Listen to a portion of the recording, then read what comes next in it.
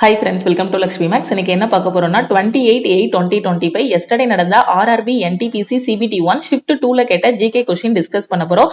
அடுத்த shift போறவங்க August 7ல இருந்து உங்களுக்கு முந்தின shift வரைக்கும் என்னென்ன questions கேட்டிருக்காங்களோ அந்த கொஸ்டின்ஸ் அதுக்கு ரிலேட்டடான டாபிக்ஸ் லாஸ்ட் 6 to 8 மந்த்ஸோட கரண்ட் அஃபேர் படிச்சுட்டு போங்க. ப்ரீவியஸ் ஷிஃப்டோட கொஸ்டின் 2ல இருந்து 3 கொஸ்டின் வரைக்கும் அப்படியே ரிப்பீட் ஆகுது. அதுக்கு ரிலேட்டடான டாபிக் படிக்கும் போது ஓவராலா 6 கொஸ்டின் வரைக்கும் உங்களால அட்டன் பண்ண முடியும். ஓகே, இந்த கரண்ட் அஃபேர் எல்லாமே சேர்த்து படிக்கும் போது 40க்கு உங்களால இந்த லாஸ்ட் மினிட்ல 15 கொஸ்டின் வரைக்கும் ஈஸியா அட்டன் பண்ண முடியும். ஓகே, சோ எஸ்டர்டேவோட அனாலிசிஸ் ஆல்ரெடி நான் உங்களுக்கு சொல்லிட்டேன். ரீசனிங்ல 30 கொஸ்டின் கேட்டிருக்காங்க. 30மே ஈஸியா தான் இருந்திருக்கு. எல்லாராலையுமே 30 கொஸ்டினும் அட்டன் பண்ண முடியும். மேக்ஸ் பொறுத்த வரைக்கும் டாப்பர் 30 கொஸ்டினுமே அட்டன் பண்ணிருக்காங்க. ஆவரேஜ் ஸ்டூடெண்ட் பாத்தீங்கன்னா 20ல இருந்து 23 கொஸ்டின் வரைக்கும் அட்டன் பண்ணிருக்காங்க. ஜெனரல் அவேர்னஸ் பொறுத்த வரைக்கும் ஆவரேஜ் ஸ்டூடெண்ட் ஒரு 15 கொஸ்டின் கிட்ட 100% அக்யூரசியில அட்டன் பண்ணிருக்காங்க. டாப்பர் 25 கொஸ்டின் வரைக்கும் அட்டன் பண்ணிருக்காங்க. ஓவராலா ஆவரேஜ் ஸ்டூடெண்டோட அட்டெம்ப்ட் பாத்தீங்க அப்படின்னா 60, ஓகே 60ல இருந்து 65 வரைக்கும் அட்டன் பண்ணிருக்காங்க. டாப்பர் பாத்தீங்கன்னா 85ல இருந்து 90 வரைக்கும் அட்டன் பண்ணிருக்காங்க. சோ குட் அட்டெம்ப்ட்னு எடுத்துக்கிட்டோம் அப்படின்னா நீங்க 60க்கு மேல அட்டன் பண்ணிருந்தாலே அது ஒரு நல்ல அட்டெம்ப்ட் தான். ஃபர்ஸ்ட் கொஸ்டின் பாருங்க. ISRO Indian space research organisation launched the Vikram 3201 and Kalpana 3201 microprocessor in collaboration with the Semiconductor Laboratory in Chandigarh.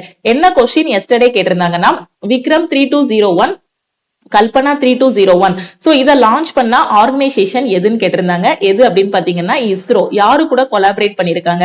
SCL கூட, செமி கண்டக்டர் லேபரேட்டரி. எங்க வச்சு லான்ச் பண்ணிருக்காங்க? சண்டிகர். ஓகே, அடுத்து பாருங்க. Mudumalai national park is located in which of the following state? Okay, so Mudumalai தேசிய பூங்கா பின்வரும் எந்த மாநிலத்தில் அமைந்துள்ளதுன்னு கேட்டிருக்காங்க.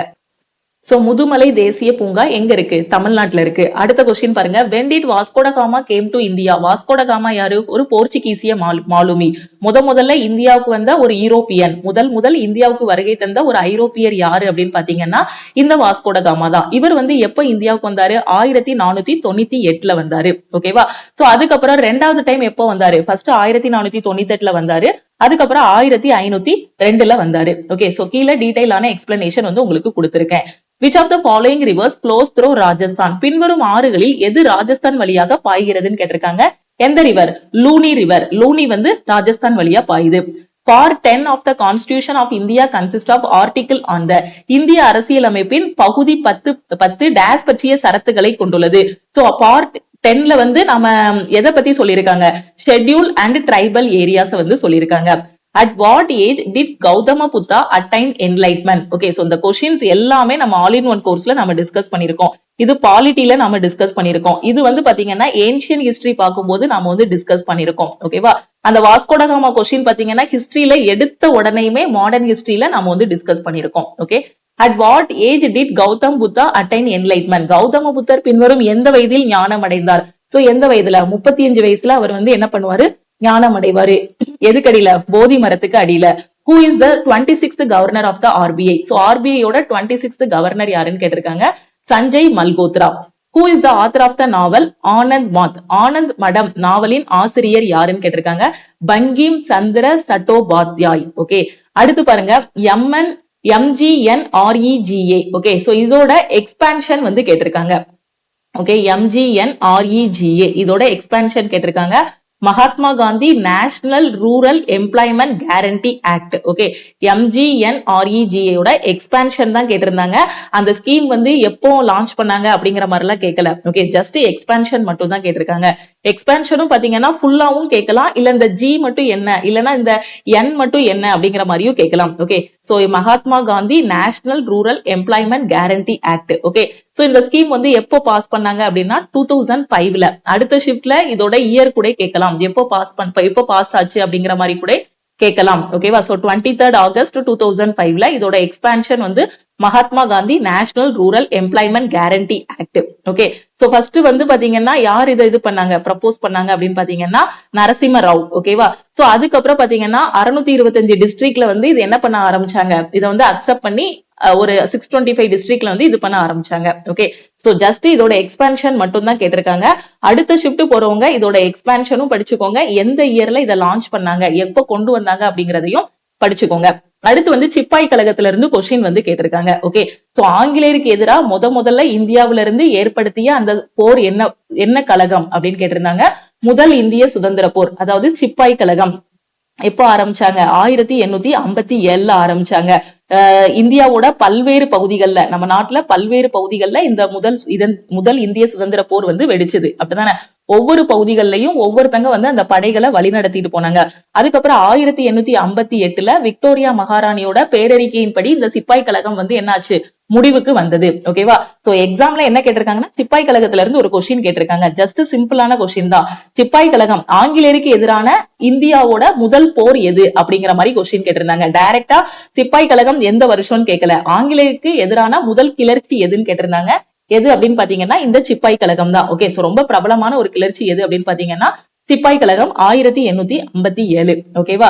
சோ அதுக்கு முன்னாடியும் புரட்சிகள் இருந்துச்சு. ஆனா ரொம்ப அதிகமா பேசப்பட்ட, ஆங்கிலேயர்களுக்கு அதிகமான அளவு ஒரு கோபம் எல்லாமே வந்து, அதுக்கப்புறம் அது வரைக்கும் கவர்னர் ஜெனரலா இருந்தவங்க எல்லாரையும் என்னவா தூக்கி போட்டாங்க, வைஸ்ராயா மாத்துனாங்க.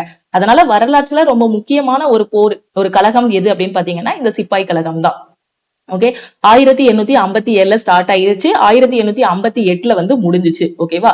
சோ அதுதான் இங்க டீடைலா கொடுத்திருக்கேன். இது எங்க இருந்து ஆரம்பிச்சது அப்படின்னு பாத்தீங்கன்னா மீரூட்ல இருந்து ஆரம்பிச்சது. ஓகே, மீரட்ல இருந்து ஆரம்பிச்சது, 1857 ஆரம்பிச்சது. இதை வந்து நாம முதல் இந்திய சுதந்திர போர்னு சொல்லுவோம். ஃபர்ஸ்ட் வார் ஆஃப் இண்டிபெண்டன்ஸ் அப்படின்னு சொல்லுவோம். இது வந்து ஃபர்ஸ்ட் டெல்லி, அதுக்கப்புறம் ஆக்ரா, கான்பூர், லக்னோன்னு ஒவ்வொரு பக்கமா அது வந்து என்ன ஆக ஆரம்பிச்சது, ஸ்ப்ரெட் ஆக ஆரம்பிச்சது. ஒவ்வொரு பகுதிகள்லயும் பாத்தீங்க அப்படின்னா என்னாச்சு, ஒவ்வொரு தலைவர்கள் வந்து அந்த படைகளை வந்து வழி நடத்திட்டு போனாங்க. Okay, so violent and very bloody uprising against British rule in India in 1857. ஓகேவா? சோ அதிகமான அளவு பிரிட்டிஷுக்கு ஒரு கோபத்தையும் ஒரு இதையும் கொண்டு வந்த ஒரு புரட்சி எது அப்படின்னு பாத்தீங்கன்னா இந்த சிப்பாய் கழகம் தான். ஓகேவா? சோ இது வந்து பிளேசஸ் பாத்தீங்கன்னா டெல்லியில அந்த படைகளை வழி நடத்திட்டு போனவர் யாருன்னா Bahadur Shah to general Bakht Khan. Okay, Bakht Khan. பாரக்பூர்ல பாத்தீங்கன்னா மங்கள் பாண்டே, கான்பூர்ல பாத்தீங்கன்னா நானா சாஹிப், ரா சாஹிப், தாந்தியா தோப்பு, அஸ்மில்லா கான், லக்னோல பாத்தீங்கன்னா பேகம் ஹசரத் மஹால். சோ இது அடிக்கடி எக்ஸாம்ல கேட்டிருக்காங்க. ஏன்னா லக்னோல இப்ப ஜான்சில படையை வழிநடத்தினவங்க யாருன்னா ஒரு பொண்ணு, ஜான்சி ராணி லட்சுமிபாய், எல்லாருக்குமே தெரியும். அதே மாதிரி லக்னோல படைகளை வழி நடத்தியவங்க யாரு அப்படின்னு பாத்தீங்கன்னா பேகம் ஹசரத் மஹால். ஓகே, அடுத்து பிர்ஜிஸ் கதீர், அகமதுல்லா. பீகார்ல பாத்தீங்கன்னா குன்வர் சிங், அமர் சிங், இவங்க வந்து படைகளை வழி நடத்தினாங்க.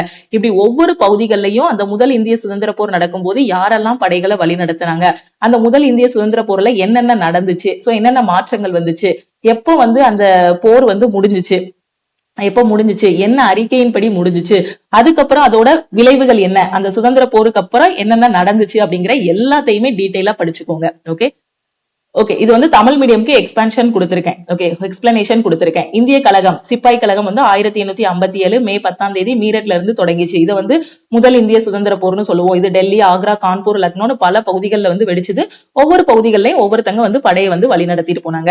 அடுத்து பாருங்க, India ranked 7th in the climate change performance index. climate change performance indexல இந்தியாவோட ரேங்க் என்னன்னு கேட்டிருக்காங்க, 7th. அது எப்போ அப்படின்னு பாத்தீங்கன்னா 2024ல. உங்களுக்கு கொஸ்டின்ல எப்படி கேட்டிருக்காங்கிறத பாக்கணும். 2024 ரேங்க் கேட்டிருக்காங்களா இல்ல 2025 ரேங்க் கேட்டிருக்காங்களாங்கிறத நீங்க பாத்துக்கணும். கிளைமேட் சேஞ்ச் பெர்ஃபார்மன்ஸ் இண்டெக்ஸ் 2024 இந்தியாவோட ரேங்க் பாத்தீங்கன்னா 7வது ரேங்க். அதே இது 2025 CCPI இண்டெக்ஸ் எத்தனை அப்படின்னு பாத்தீங்கன்னா 10வது rank. Climate change performance index 2025ல இந்தியாவோட ரேங்க் வந்து 10. ஓகே, 2025ல 10, 24ல வந்து 7th. ஓகேவா? சோ அடுத்து பாருங்க, ஃபண்டமெண்டல் ரைட் வந்து ரிமூவ் பண்ணாங்க. the fundamental right that has been removed is the right to property. Okay, fundamental ரைட்ல அந்த ரைட் டு ப்ராப்பர்ட்டி வந்து ரிமூவ் பண்ணாங்க. எந்த ஆக்ட் படி வந்து ரிமூவ் பண்ணாங்க? the change was made by the 44th constitutional amendment act. Okay, right to property வந்து fundamental right கிடையாது அப்படிங்கறத எந்த அமெண்ட்மெண்ட் ஆக்ட் படி ரிமூவ் பண்ணாங்க அப்படிங்கறதான் கொஸ்டின் கேட்டிருக்காங்க. 44th Constitutional Amendment Act in 1978. உங்களுக்கு இந்த கொஸ்டின் பாத்தீங்கன்னா ரிப்பீட் ஆகுது. இந்த கொஸ்டின் அகைன் ரிப்பீட் ஆகுது. முன்னாடி கேட்ட அதே, முன்னாடி ஷிப்ட்ல உள்ள அதே கொஸ்டின் தான். ஓகே, 44th Constitutional Amendment Actனா என்னன்னு கேட்டிருந்தாங்க. சோ இப்போ எஸ்டர்டே என்ன கேட்டிருந்தாங்க அப்படின்னா ரைட் டு ப்ராப்பர்ட்டி வந்து எந்த ஆக்ட் படி ரிமூவ் பண்ணாங்க, ஃபண்டமெண்டல் ரைட்ல இருந்து ரிமூவ் பண்ணாங்கிறத கேட்டிருந்தாங்க. 44th Constitutional Amendment Act. ஓகேவா? சோ இதுதான் ஷிஃப்ட் 2ல கேட்ட கொஸ்டின்ஸ். சோ ஷிஃப்ட் 3ல கேட்ட கொஸ்டின்ஸ் எல்லாத்தையும் நம்ம அடுத்த கிளாஸ்ல வந்து டிஸ்கஸ் பண்ணலாம். ஸ்டூடெண்ட்ஸ் கொடுத்த அந்த ஹிண்ட்டை வச்சு ஒவ்வொரு கொஸ்டினா நம்ம வந்து மேக் பண்ணதுதான் இது. ஓகேவா? சோ ஸ்டூடெண்ட்ஸ் பாத்தீங்க அப்படின்னா சிப்பாய் கழகம் அது எப்ப ஆரம்பிச்சது அந்த மாதிரி கேட்டிருந்தாங்க. அந்த மாதிரிதான் சொல்லுவாங்க. ஜஸ்ட் ஒரு ஹிண்ட் மாதிரி ஒரு வேர்டு மாதிரி தான் கொடுப்பாங்க.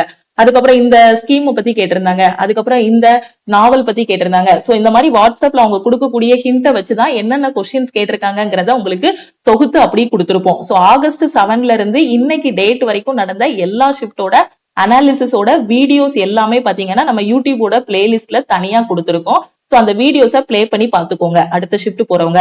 அதே மாதிரி நம்ம ஆல் இன் ஒன் கோர்ஸ்ல இந்த பிடிஎஃப் எல்லாமே அப்லோட் பண்ணிருக்கோம். சோ அந்த பிடிஎஃப் படிச்சுக்கோங்க. ஓகே.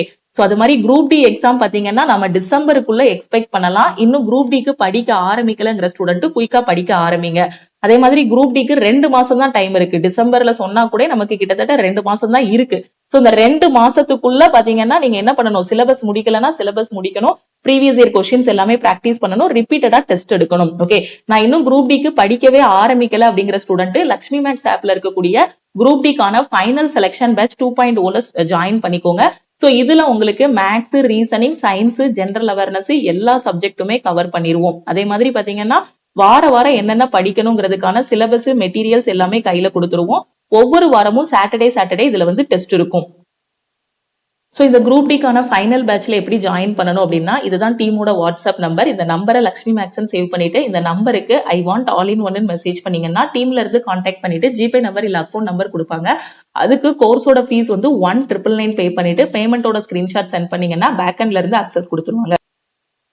அதே இது எனக்கு 1 இயருக்கு மட்டும் கிளாஸஸ் போதுங்கிற ஸ்டூடெண்ட் 1499 பே பண்ணி நீங்க ஜாயின் பண்ணிக்கலாம். ஓகே. பிரியராவே படிக்க ஆரம்பிங்க. லாஸ்ட் மினிட்ல உட்காந்து எதையுமே முடிக்க முடியாது. ஏன்னா இங்க சிலபஸ் பாத்தீங்கன்னா maths, reasoning, general awareness, science இவ்வளவு சிலபஸ் இருக்கு. இந்த மேக்ஸ் எடுத்துக்கிட்டீங்கன்னா அதுல ஒரு 15 டாபிக் இருக்கும், ரீசனிங்ல ஒரு 15 டாபிக், ஜெனரல் அவேர்னஸ் எடுத்துக்கிட்டீங்கன்னா அதுல ஹிஸ்டரி, பாலிட்டி, ஜியோகிராபி, ஹிஸ்டரிக்குள்ள போனோம் அப்படின்னா ஏன்ஷியன், மாடர்ன், மெடிவல் இருக்கும். ஓகே. சோ இந்த மாதிரி நம்ம என்ன பண்ணணும்னா ஃபர்ஸ்ட் ரீசனிங்க படிச்சு முடிச்சிடணும். அதுக்கப்புறம் மேக்ஸ், அதுக்கப்புறம் சயின்ஸ், அதுக்கப்புறம் ஜெனரல் அவேர்னஸ், இந்த மாதிரி ப்ரியாரிட்டி கொடுத்து ஒவ்வொரு சப்ஜெக்டா முடிச்சுட்டு வந்துட்டோம் அப்படின்னா எக்ஸாமுக்கு முன்னாடி ரெடி ஆகிடலாம். ஓகே. இப்பதான் நீங்க காலேஜ் முடிச்சிருக்கீங்க, இப்பதான் காம்படிட்டிவ் எக்ஸாம் ப்ரிப்பரேஷன் ஸ்டார்ட் பண்ண ஆரம்பிச்சிருக்கீங்கன்னா நோட்டிபிகேஷனுக்காக வெயிட் பண்ணாம இப்பவே படிக்க ஆரம்பிங்க.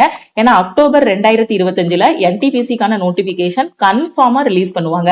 அதே மாதிரி டிசம்பர் 2025ல பாத்தீங்கன்னா அடுத்த குரூப் டிக்கான நோட்டிபிகேஷன் ரிலீஸ் பண்ணுவாங்க.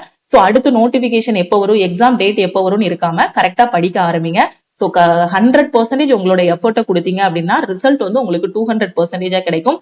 பாசிட்டிவ் மைண்ட் செட் ரொம்ப முக்கியம். அடுத்து எக்ஸாம் எழுத போறவங்களும் அதே மாதிரி தான். எக்ஸாம் ஹால்ல பாசிட்டிவா இருங்க. ஓகேவா. எந்த ஒரு டிஸ்ட்ராக்ஷன் எதுவுமே இல்லாம இருக்கணும். எக்ஸாம் ஹால்லயா இருக்கட்டும், இல்லனா எக்ஸாமுக்கு படிக்கும் போதா இருக்கட்டும், பாசிட்டிவ் மைண்ட் செட்டோட உட்கார்ந்து எல்லாத்தையும் படிச்சு முடிச்சீங்க அப்படின்னா கிட்டத்தட்ட ஒரு 4 மாசம் இல்லைன்னா 6 மாசத்துல போஸ்டிங் வாங்கிடலாம். அவ்வளவுதான் சிலபஸ். பேரு தான் காம்படிட்டிவ் எக்ஸாம். ஆனா கொஸ்டின்ஸ் எல்லாமே பாத்தீங்கன்னா 10th ஸ்டாண்டர்ட் 12th ஸ்டாண்டர்ட்ல நம்ம என்ன படிச்சோமோ அதுதான். காலேஜ்ல படிச்சது கூட இங்க கிடையாது. 10th படிச்ச அதே ஹிஸ்டரி, பாலிட்டி, ஜியோகிராபி, அதே மேக்ஸ்ல உள்ள time and distance, time and work, number system இதான் வரப்போகுது. ஸ்கூல்ல படிச்சத கொஞ்சம் இங்க எக்ஸ்ட்ரா படிச்சிட்டோம், கொஞ்சம் அட்வான்ஸா படிச்சுட்டு கொஞ்சம் ஸ்பீடு, அக்யூரசி மெயின்டைன் பண்ணிட்டோம் அப்படின்னா காம்படிட்டிவ் எக்ஸாம் ஈஸியா கிளியர் பண்ணிடலாம். ஓகேவா. சோ கரெக்டா ஃபாலோ பண்ணுங்க. வேற எதுவும் எக்ஸாம் படிக்கிறதுல டவுட் இருக்குன்னா இந்த நம்பருக்கு மறக்காம வாட்ஸ்அப் பண்ணுங்க. இப்பதான் பிகினரா இருக்கீங்கன்னா நம்ம ஆல் இன் ஒன் கோர்ஸ்ல ஜாயின் பண்ணிக்கோங்க. ஏன்னா இந்த ஒரு கோர்ஸ்ல உங்களுக்கு 50க்கும் மேற்பட்ட சென்ட்ரல் கவர்மெண்ட் எக்ஸாம்ஸ் எல்லாமே ஃபர்ஸ்ட் அட்டெம்ப்ட்ல கிளியர் பண்ற மாதிரி பெஸ்டான கிளாஸஸ் கொடுத்திருப்போம். ஒரு டைம் தான் நீங்க 1,999 பே பண்ண போறீங்க. உங்களுக்கு லைஃப் டைம் அக்சஸ் கொடுத்துருவோம். நீங்க எல்லா சென்ட்ரல் கவர்மெண்ட் எக்ஸாமுக்கான கிளாஸஸ், வீக்லி டெஸ்ட், அதுக்கான மெட்டீரியல்ஸ் எல்லாமே இதுல இருந்தே ஃபாலோ பண்ணிக்கலாம். வேற எதுவுமே வேண்டாம், எக்ஸ்ட்ரா எதுவுமே நீங்க படிக்க வேண்டாம். நம்ம கோர்ஸ்ல என்ன கொடுத்திருக்கோமோ இதை மட்டும் படிச்சாலே எக்ஸாம் உங்களால ஃபர்ஸ்ட் அட்டெம்ப்ட்ல கிளியர் பண்ண முடியும்.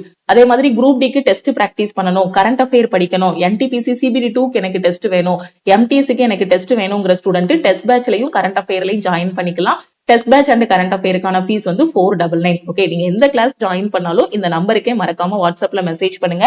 எக்ஸாம் போறவங்க கரெக்டா ஹால் டிக்கெட்டை black and white print out எடுத்துக்கோங்க. 2 பாஸ்போர்ட் சைஸ் போட்டோ வச்சுக்கோங்க. அதுக்கப்புறம் ஆதார் கார்டோட ஒரிஜினல் வச்சுக்கோங்க. எக்ஸாம் ஹாலுக்கு சீக்கிரமா போங்க. எக்ஸாம் நல்லா பண்ணுங்க. ஓகேவா. சோ திருப்பியும் நெக்ஸ்ட் கிளாஸ்ல மீட் பண்ணலாம். நம்ம டெலிகிராம் குரூப், டெலிகிராம் சேனல்ல இன்னும் ஜாயின் பண்ணல அப்படின்னா டெலிகிராம் குரூப் அண்ட் சேனல்லையும் ஜாயின் பண்ணிக்கோங்க. இன்ஸ்டாகிராம்லயும் லக்ஷ்மி மேக்ஸை ஃபாலோ பண்ணிக்கோங்க. தேங்க்யூ.